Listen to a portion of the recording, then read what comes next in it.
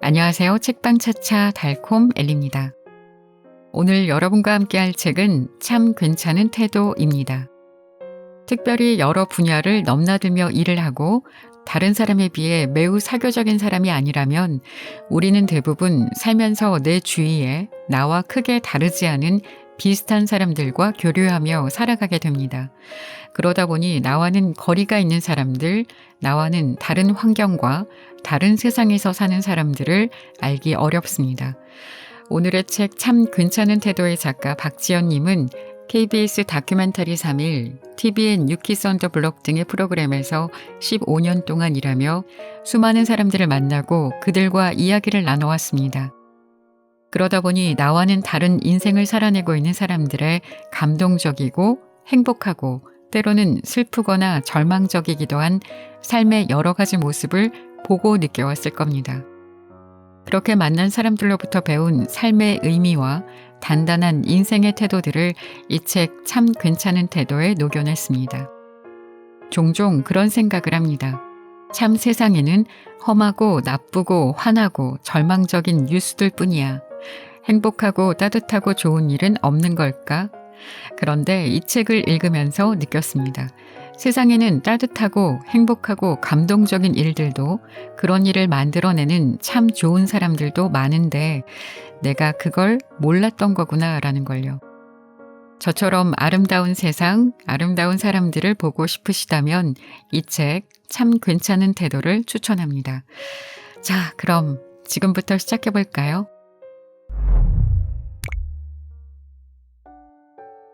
21년간 억울한 감옥살이를 한 사람의 한마디. 2008년 청주여자교도소로 촬영을 갔을 때였다. 난생 처음으로 교도소를 가보는 데다 수감실 내부까지 취재하다 보니 나도 모르게 긴장을 하게 되었다. 나는 취재에 앞서 교도관을 만나 주의사항을 들었다. 혹시 특별히 조심해야 할 수감자가 있느냐고 묻자 교도관이 말했다. 딱 한 사람만 조심하면 된다고. 그 수감자는 자신도 대하는 게 어렵다고 했다. 세상에 더 이상 무서울 게 없는 사람이란 말에 그 수감자의 이야기가 궁금해졌다. 그녀는 아주 성실한 수감자였다고 한다. 누구라도 교도소에 있을 사람이 아닌데 라고 생각할 정도였다고. 평범한 가정주부였던 그녀는 어느 날 남편이 외도를 한다는 사실을 알게 되었다. 불륜 상대자는 바로 그녀의 친구였다. 충격을 받은 그녀는 남편을 죽이고 자수했다. 교도소에 들어온 그녀는 모범적이고 성실한 사람으로 통했고 그 결과 몇 년 후 가석방을 받게 되었다. 그렇게 복수가 끝난 줄 알았다. 하지만 자유를 얻은 첫날 그녀는 남편의 외도 상대였던 친구를 죽이고 다시 자수했다. 다시 교도소로 온 그녀는 그전과 달랐다. 얼굴엔 표정이 없었고 눈은 텅 비어 있었다. 그녀의 곁에 가면 늘 차가운 공기만 맴도는 듯했다. 2번의 살인 그리고 2번의 자수. 그녀는 처음부터 남편과 친구를 모두 죽일 생각이었을까. 복수하겠다는 일념 하나로 몇 년을 버텨내고 결국 친구까지 죽이고 나서 그녀는 과연 무슨 생각을 했을까? 복수를 하고 그녀는 후련했을까? 그런데 왜 눈빛도 표정도 사라져 버린 걸까? 그녀에게 앞으로 남은 생은 어떤 의미가 있을까? 그녀의 이야기를 듣는 내내 마음이 편치 않았다. 살아있지만 살아있지 않은 것처럼 느껴졌기 때문이다. 삶의 의미를 잃어버린 듯 숨만 쉬고 있는 듯한 느낌이랄까? 불륜을 저지른 사람들에게 원죄가 있다 할지라도 꼭 그 길밖에 없었을까? 남편과 친구를 기억에서 지워버리고 그냥 자신의 인생을 살아갈 수는 없었던 걸까? 청주여자 교도소를 3일 동안 취재하며 많은 사람을 만났지만 왠지 모르게 자꾸 그녀의 이야기가 떠올랐다. 복수를 선택한 한 인간의 끝이 너무나 안타깝고 씁쓸하게 느껴졌기 때문이다. 그러다 문득 그녀를 다시 떠올리게 된 건 한참 후인 2020년 장동익을 인터뷰하게 되면서였다. 그는 부산 낙동강변 살인사건의 범인이라는 누명을 쓰고 21년간 억울하게 옥살이를 해야만 했다. 사건은 1990년 1월 부산 낙동강 근처에서 한 여성의 시신이 발견되면서 시작되었다. 그 여성을 죽인 것으로 추측되는 사람은 현장을 빠져나오면서 정체불명의 두 사람으로부터 습격을 받았다고 주장했고, 그 과정에서 여자는 죽고 자신은 가까스로 살아나온 것이라고 거짓 증언을 했다. 그 바람에 살인사건은 1년 넘게 미제사건으로 남게 되었다. 당시만 해도 미제사건 범인을 검거한 경찰에게는 특진을 시켜주는 제도가 있었다. 특진에 눈이 먼 경찰은 무고한 시민 2명을 용의자로 특정해 무자비한 고문 끝에 허위 자백을 받아냈다. 그 2명은 사건 당일 현장에 없었지만 계속되는 고문과 폭행을 견디다 못해 허위 자백을 했고 그 결과 무기징역을 선고받았다. 그들은 복역하던 중에 모범수로 감형이 돼 21년 5개월을 살고 출소를 하게 되었다. 그러다 2019년 뒤늦게 사건이 주목받으며 검찰 과거사위원회는 고문으로 범인이 조작됐다고 인정했고 부산 고등법원에서 재심이 열렸다. 그중 한 사람이 바로 장동익이었다. 흰머리가 성성한 모습의 그는 누군가의 부축을 받으며 인터뷰 장소로 걸어 나왔다. 1급 시각장애 판정을 받은 그의 눈동자는 바로 앞에 있는 내가 아닌 다른 곳을 향해 있었다. 앞에 있는 이조차 보지 못하는 사람에게 어떻게 살인자라는 누명을 씌울 수 있단 말인가. 질문을 던져야 하는데 말이 잘 나오지 않아 몇 분 동안 죄송합니다 라는 말만 반복했던 것 같다. 겨우 마음을 가라앉히고 질문을 던졌다. 처음 경찰들이 집에 들이닥쳤을 때가 기억나세요? 그때 제가 33이었고 아내는 29이었습니다. 2살 된 딸도 있었어요. 감옥에 가서 마음을 추스러 보려고도 했습니다. 하지만 어머니가 면회를 오고 아이를 업은 아내가 면회를 왔다 가면 속이 부서져서 힘들더라고요. 그래서 나중에는 그랬죠. 면회 안 와도 된다. 잘 살고 있으니까 내가 편지하면 답장이나 한 번씩 해줘라. 그래도 제가 나갈 때까지 어머니 아버지가 살아 계셨으면 했는데 어머니는 2003년 11월에 돌아가시고 아버지는 2004년 12월에 돌아가셨습니다. 어머니가 돌아가셨다는 소식을 들었을 때는 정말 모든 게 싫어지더라고요. 어머니가 면회 올 때마다 그랬거든요. 재판 기록을 모두 복사해둬야겠다. 네가 언젠가 나올 텐데 그때는 진실을 밝혀야 한다. 나중에 알고 보니까 어머니가 그 기록들을 전부 짊어지고서 여기저기 갈 수 있는 곳은 모두 다녔더라고요. 지금도 그 기록이 집에 있는데 재판할 때마다 그걸 가지고 법정에 갑니다. 여기엔 분명히 어머니의 혼이 담겨 있고 어머니와 같이 재판을 진행하는 거다 생각하면서 진실이 밝혀지면 제일 먼저 그 소식을 전하고 싶었던 사람이 어머니니까요. 분홍색 보자기에 첩첩 쌓여 있는 2000장의 사건 기록은 얼마나 많은 사람들의 손을 거쳤는지 종이 끝이 다 해져 있었다. 결국 그는 2021년 2월 4일 무죄를 선고받았다.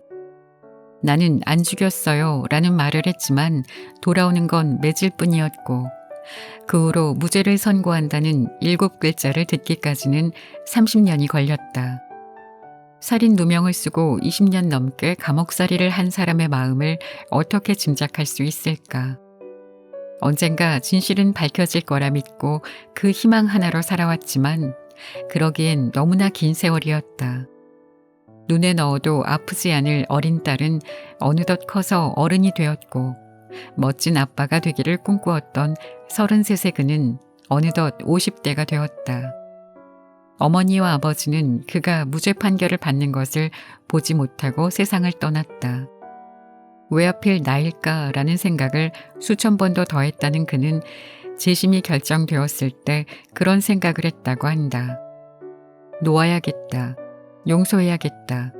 마음속에 품고 있어봐야 나 자신이 힘드니까 놔야겠다.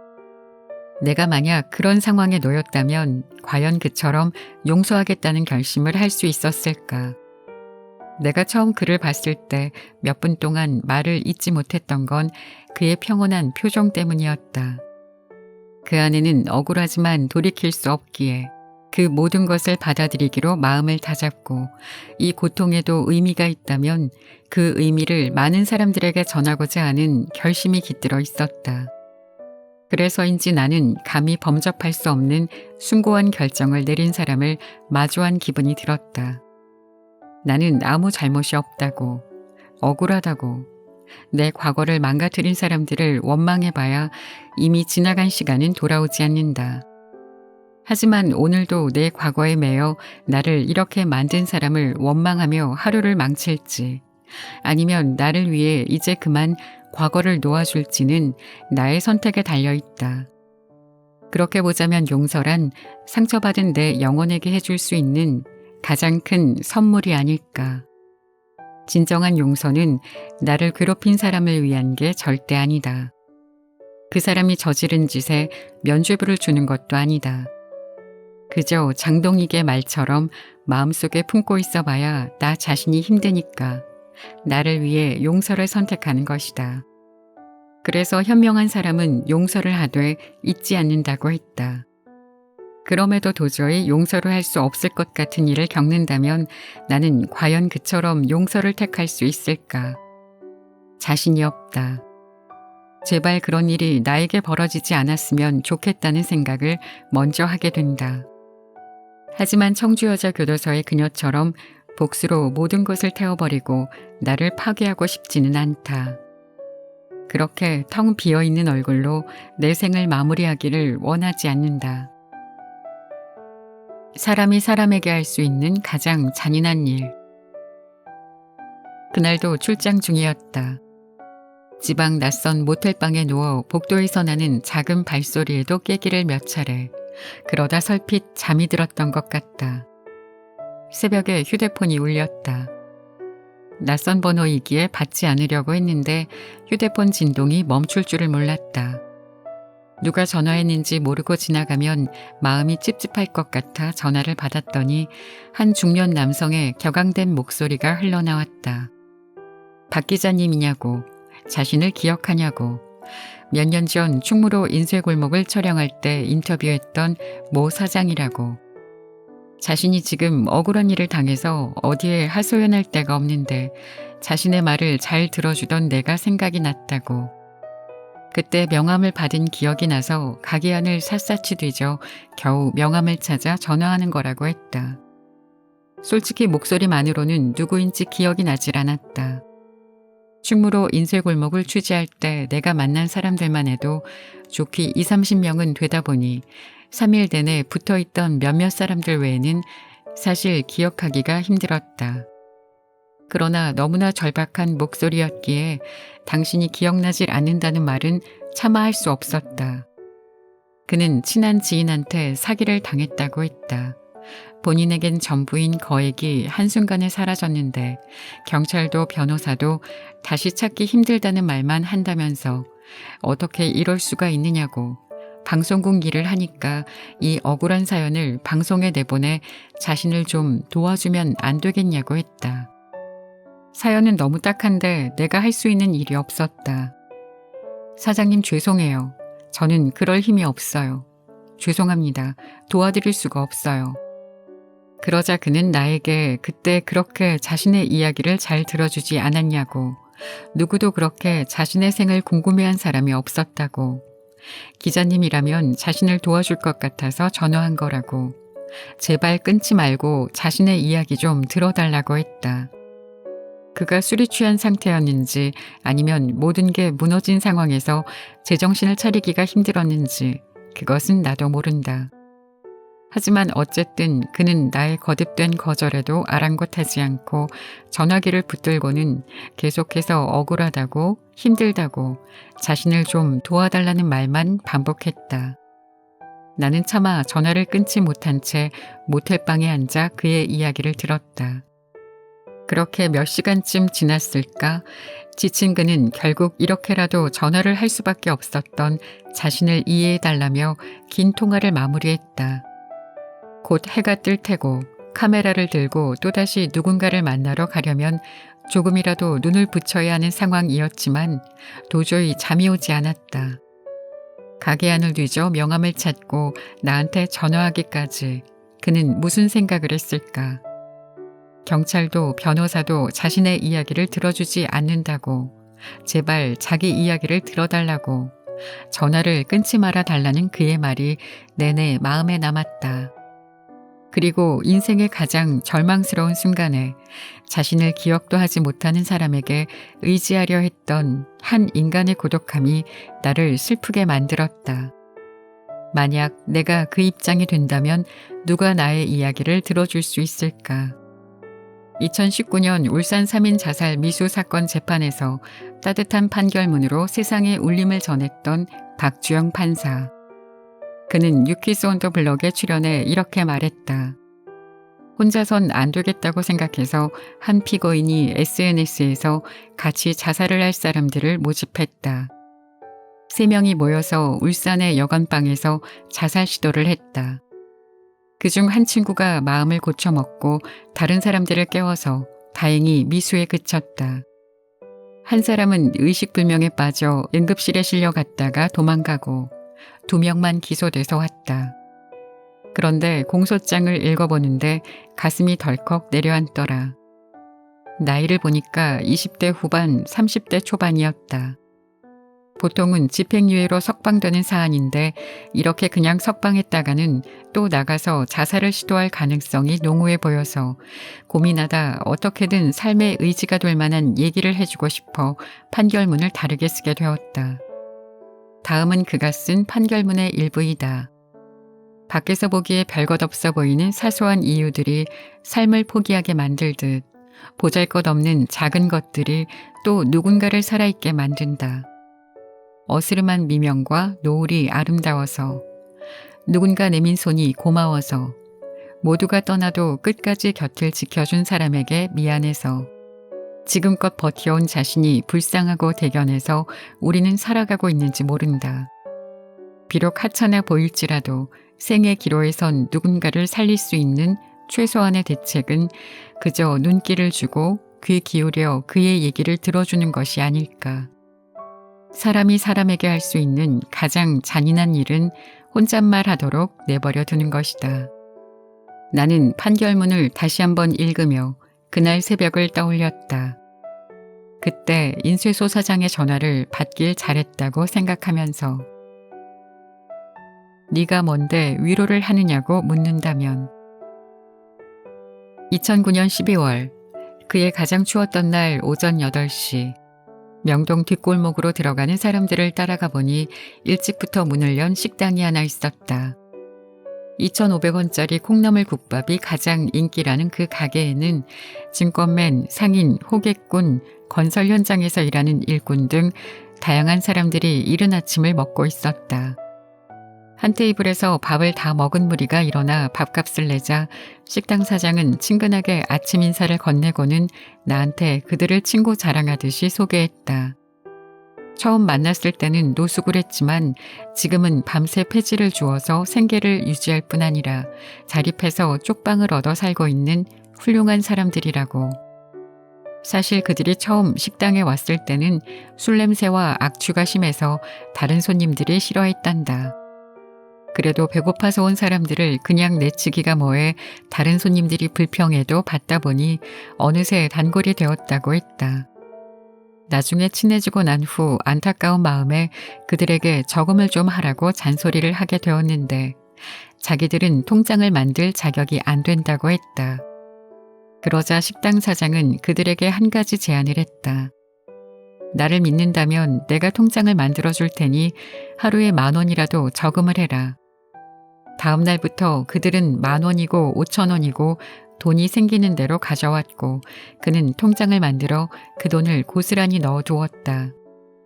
그중 한 사람은 4개월쯤 지나자 모인 돈이 300만 원 가까이 되었고 결국 그 돈으로 쪽방을 얻게 되었다.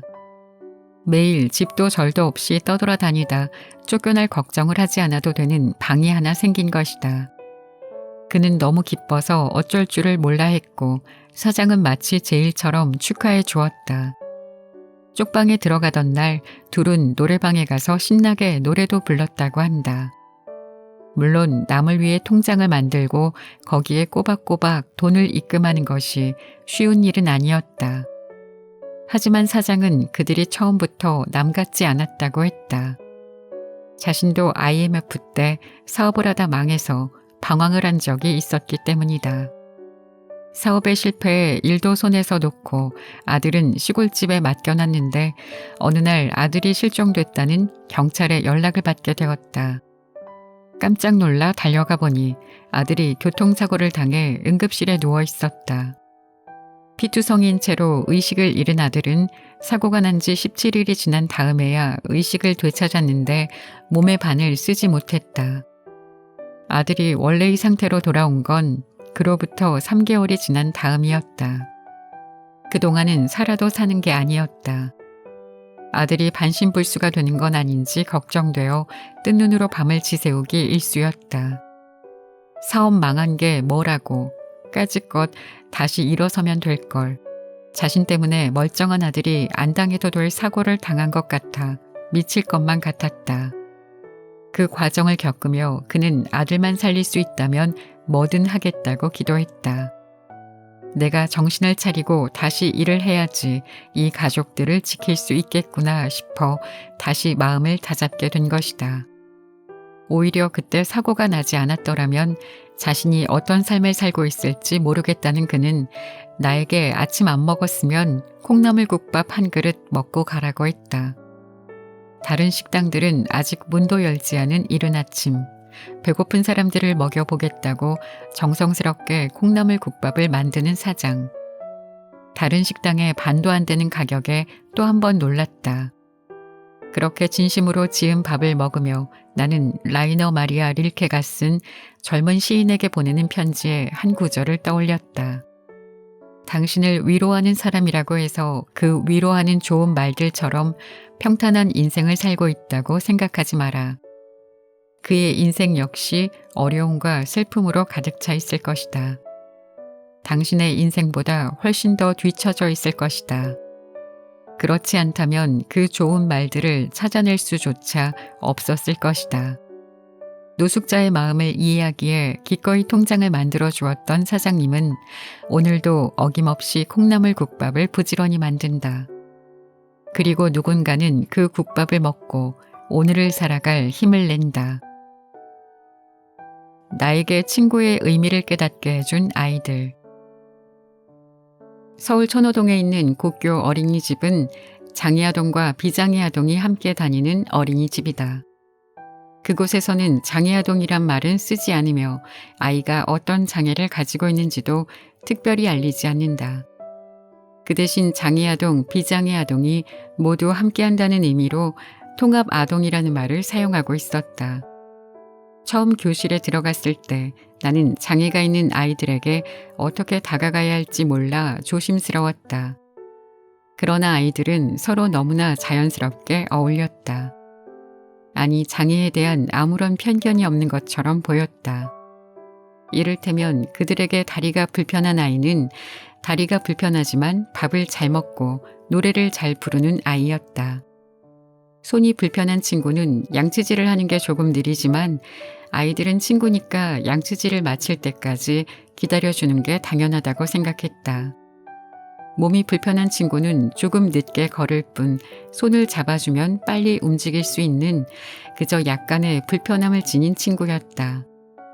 그래서 아이들은 계단을 올라갈 때 자연스럽게 몸이 불편한 친구에게 먼저 손을 내밀었다. 도움을 주기 위해서라기보다는 자신의 친구이기 때문에 그렇게 했다. 점심시간 대다수 아이들은 식당으로 가서 밥을 먹었지만 먹는 속도가 느린 몇몇 장애아동들은 교실에서 밥을 먹고 있었다. 그리고 그 아이들과 같이 밥을 먹고 싶은 친구들이 함께 점심을 먹고 있었다. 나는 아이들이 친구의 장애를 어떻게 이해하고 있을지 궁금했다. 그래서 한 아이에게 옆에 친구는 어떤 사람인지 소개를 해달라고 했다. 잠시 생각을 하던 아이가 말했다. 땡땡이는 머리가 짧고 저는 머리가 길어요. 노란색 보행보조 신발이 있는데 저는 없어요. 그리고 저보다는 밥을 잘 먹어요. 싫어하는 것도 선생님이 말하면 잘 먹어요. 우리는 장애를 가진 사람을 동정의 시선으로 쳐다볼 때가 많다. 사회적 약자로서 도와주고 배려해야 하는 대상으로만 보는 것이다. 하지만 고교 어린이집에서 장애는 아이가 가진 특성이자 개성일 뿐이었다. 나는 또다시 물었다. 친구가 늦게 오거나 뭘 하는데 오래 걸릴 때 선생님이 같이 가라고 하거나 같이 좀 기다렸다가 오라고 하면 귀찮을 때도 있을 것 같은데 어때요? 그러자 아이는 곧바로 괜찮아요 라고 대답했다. 교실 뒤쪽에 있던 다른 아이가 대화를 듣고 있었는지 끼어들며 말했다. 친구니깐 괜찮아요. 친구니까 돕는 게 당연하고 친구니까 괜찮다는 아이들.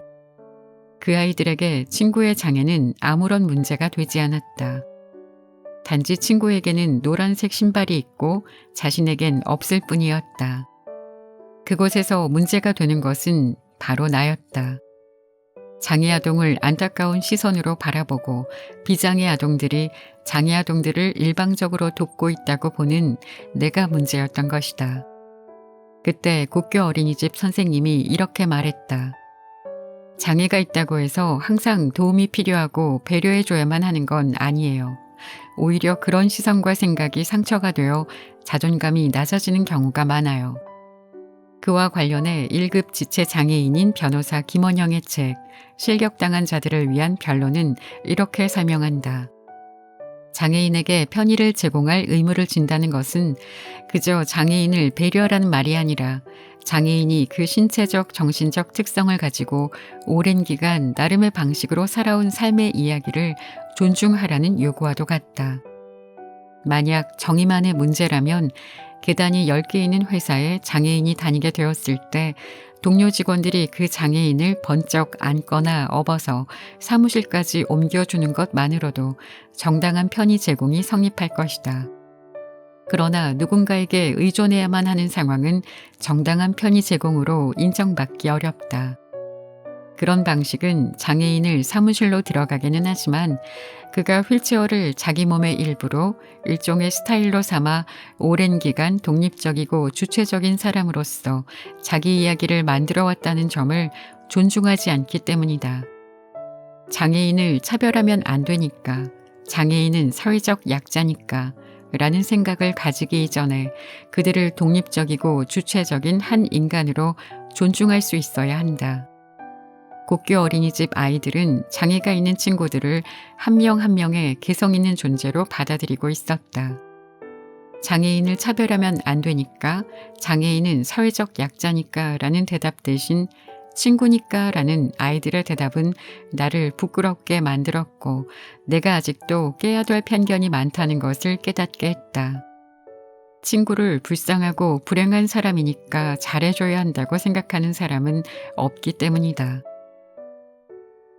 내일이 오지 않았으면 좋겠다는 생각이 들 때 20대의 어느 날 내일이 오지 않았으면 좋겠다는 생각을 한 적이 있었다. 하지만 어김없이 내일은 찾아왔고 어쨌든 나는 또 하루를 살아내야 했다. 그 후로 다큐 3일에서 VJ로 일하며 노숙자부터 대통령까지 안 만나본 사람이 없을 정도로 다양한 사람들을 만났고 그들의 3일을 지켜보게 되었다. 그러다 자연스럽게 알게 되었다. 내가 무의미하게 흘려보낸 수많은 하루가 누군가에게는 너무나 절박한 하루였고 누군가에게는 아주 오랜만에 웃어보는 하루였으며 누군가에게는 고통 끝에 아이를 낳아 기쁨의 눈물을 흘리는 하루였고 누군가에게는 이 세상에서 허락된 마지막 하루였다는 사실을. 그 중에서도 유독 기억에 남는 날들이 있다. 부산대학교 병원 흉부외과에서 보낸 3일이 그랬다. 첫날 밤, 한 의사가 오늘은 집에 오냐는 아내 전화에 퇴근을 서두른다. 그런데 당장 수술하지 않으면 급사할 위험이 있는 환자가 도착했다는 전화가 걸려온다. 퇴근한 다른 파트 의사들에게 전화를 돌리고 응급실로 달려가자 사색이 된 보호자가 기다리고 있다. 의사가 숨을 고르고 최대한 차분하게 환자의 상태와 수술의 위험성에 대해 설명하자 환자의 아내가 물었다. 사망할 수도 있나요? 네, 사망할 수 있습니다. 환자를 살리기 위해 밤새 수술이 이어졌고 새벽 3시가 되어서야 수술이 끝났다. 그때서야 의사는 그날 첫 끼로 식은 피자를 먹었다. 둘째 날, 폐암 수술 중에 환자의 심장이 갑자기 뛰지 않아서 에크모를 단 다음 의사들은 밤새 원인을 찾으려 했었다. 잠깐 몇 분의 여유가 생겨 복도에 나온 한 의사에게 방울토마토 몇 개를 건네니 맛있게 먹었다. 바나나를 건네자 하루 종일 물을 못 마셔 그건 안 넘어갈 것 같다고 거절했다. 셋째 날, 첫날 밤 응급수술을 했던 환자가 일반 병동으로 이동하며 의사에게 다시 살게 해줘서 감사하다는 인사를 건넸다. 그러자 의사는 오히려 살아줘서 감사하다며 눈물을 보였다. 하지만 1시간 뒤 바로 옆 침대에 누워있던 둘째 날 환자가 고비를 넘기지 못하고 끝내 죽음을 맞이했다. 의사들은 보호자들 앞에서 사망 선언을 했다. 보호자들이 통곡하며 마지막 인사를 나누는 동안 의사들은 고개를 돌려 천장을 바라봤다. 보호자들이 나가고 난 뒤 의사들은 환자와 연결되어 있던 인공심장 라인들을 모두 제거하고 몸을 깨끗이 소독한 뒤 영안실로 보냈다.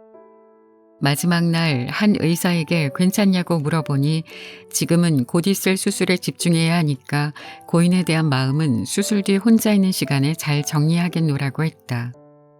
그렇게 해결되지 못한 감정들이 그의 가슴에 쌓여가고 있었다. 그때의 3일은 곁에서 지켜보는 나에게도 숨가쁜 시간들이었다. 물론 나는 환자도 보호자도 의사도 아니었지만 수술은 너무나 길게 느껴졌고 느닷없이 맞이한 한 환자의 죽음은 너무나 갑작스러웠다. 그런 하루하루를 묵묵히 살아내는 의사들이 그저 존경스러울 따름이었다. 2014년 프란치스코 교황이 한국을 방문했을 때도 마찬가지였다. 꽃동네 장애인 학교 아이들이 교황을 만나기 위해 버스를 타고 가는데 마침 그 모습을 담게 되었다. 버스 안 오른쪽 다리만 성장하는 병을 가진 5살 여자아이에게 물었다. 교황님을 만나면 어떤 얘기를 하고 싶어요? 그러자 아이는 두 손을 모으며 말했다. 다리 낫게 해달라고 할 거예요. 버스 안은 교황에게 빌 소원과 희망으로 가득했다. 다음 날은 위안부 할머니들이 교황을 만나러 가는 길을 함께 했다. 밤새 떨려서 잠 못 이룬 할머니들은 깜깜한 새벽 차 안에서도 설레는 마음을 감추지 못했다. 한 할머니가 말했다. 살다 보니 이런 날도 오네. 그냥 교황님 마주하는 순간 평생 쌓여있는 한이 풀릴 것 같아. 그러면서 실은 한번 폭 안겨보고 싶지만 어떻게 감히 그러겠냐고 그냥 그의 미소만 봐도 좋을 것 같다고 했다. 누군가는 평생을 가져갈 용기를, 누군가는 평생의 한이 씻겨 내려갈 위로를 얻게 된 하루였다. 그처럼 수많은 사람들이 각자의 방식대로 하루의 의미를 만들어가는 모습을 지켜보면서 어느 순간 하루를 시작하는 나의 태도도 달라지기 시작했다. 묵은 하루가 가고 새로운 하루가 찾아왔다. 오늘을 어떻게 맞이할지는 당신에게 달려있다. 하루를 가슴 짓누르는 부담으로 여길 수도 설레는 약속처럼 느낄 수도 있다. 당신을 위한 날이 밝았다며 기뻐할 수도 있고 씻지도 않은 채 기력도 없이 무덤덤하게 일과를 시작할 수도 있다. 오늘의 삶을 스스로 선택해본다. 안젤른 그린 신부의 책 하루를 살아도 행복하게의 한 구절이다. 나는 글을 읽으며 오늘을 어떻게 보낼 것인지 스스로 선택해본다. 재미있게 들으셨나요? 저는 이 책을 읽으면서 저자가 참 괜찮은 시선과 태도를 가졌기 때문에 이렇게 좋은 이야기들을 담아낼 수 있지 않았을까라는 생각이 들었습니다. 그에 반해서 저는 참 세상 때묻은 한심한 인간이라는 생각도 들더라고요. 이야기 중에 노숙자들을 도운 국밥집 사장님 이야기가 나오잖아요. 그 이야기를 읽으면서 노숙자들이 그 사장님한테 당하는 거 아니야? 라는 생각이 먼저 든 걸 보면 말이죠. 물론 세상이 하도 흉흉하고 못된 사람들에 대한 이야기를 자주 접하다 보니 저도 모르게 좋은 쪽으로 긍정적으로 보기보다는 무조건 의심부터 하게 되었는지도 모르겠습니다. 그럼에도 제 스스로가 참 안타깝기도 하더라고요. 이렇게 못 믿고 의심하고 난 절대 안 당할 거야, 안 속아, 이런 마음으로 살고 있으니 말입니다. 그런 의미에서 오늘의 책 참 괜찮은 태도를 만나서 행복했습니다. 그동안 그다지 신경 쓰지 않았던 것들을 돌아보고 다시 생각하게 되는 계기도 되었고요. 무엇보다 아직 세상은 살만하구나, 따뜻한 사람들이 참 많구나 싶었거든요. 저는 또 이렇게 좋은 책 열심히 읽고 준비해서 돌아오겠습니다. 지금까지 책방차차 달콤 엘리였습니다. 감사합니다.